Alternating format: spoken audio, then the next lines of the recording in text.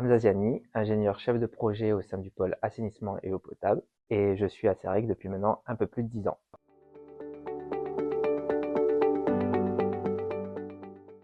Alors le PGSSE, le plan de gestion de la sécurité sanitaire de l'eau, consiste à prévenir et à maîtriser les risques sur la chaîne de ressources, production et distribution de l'eau. C'est en quelque sorte une analyse de risque qui sera accompagnée d'un programme d'action permettant d'améliorer la maîtrise des risques identifiés.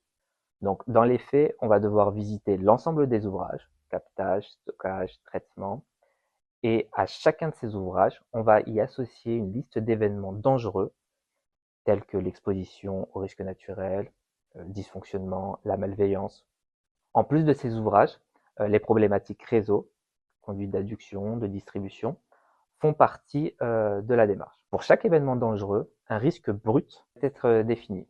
Donc le risque brut est déterminé en associant une notation de la gravité, qui sera fonction du coup de l'impact sanitaire, qu'on multipliera avec une notation de la fréquence d'apparition de l'événement. Donc plus l'événement a un impact sanitaire manifeste et ou plus la fréquence d'apparition de cet événement est récurrente, plus la notation du risque brut sera élevée. Arrive ensuite le risque résiduel.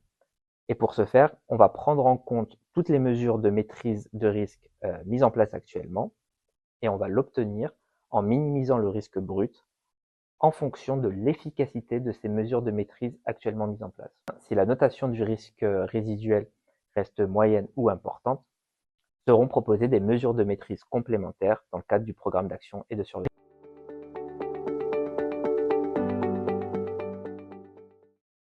Alors la directive européenne sur l'eau potable publiée en 2020 rend obligatoire les PGSSE à l'horizon 2027-2029. Cette obligation est entrée en vigueur en droit français à la suite de la transposition via l'arrêté du 3 janvier 2023. Donc plus précisément sur les échéances réglementaires, les PGSSE sur les ressources devront être réalisés avant juillet 2027 et les PGSSE sur la production et distribution devront être réalisés avant janvier 2029.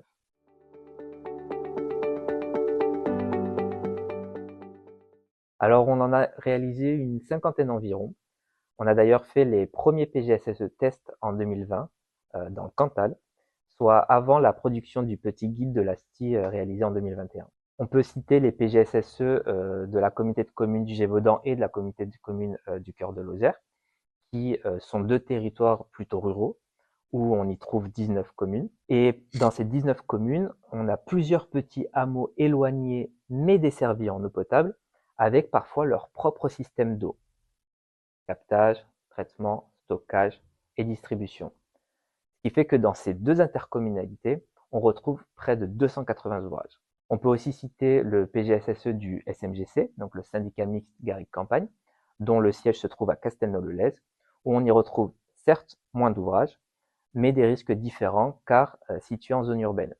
Donc ces ouvrages sont plus conséquents et plus vulnérables.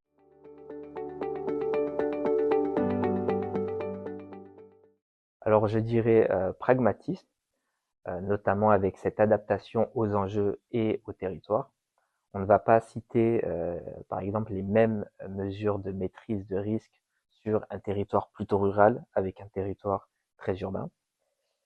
Et c'est une mission qui reste quand même à la frontière entre les études amont et l'exploitation.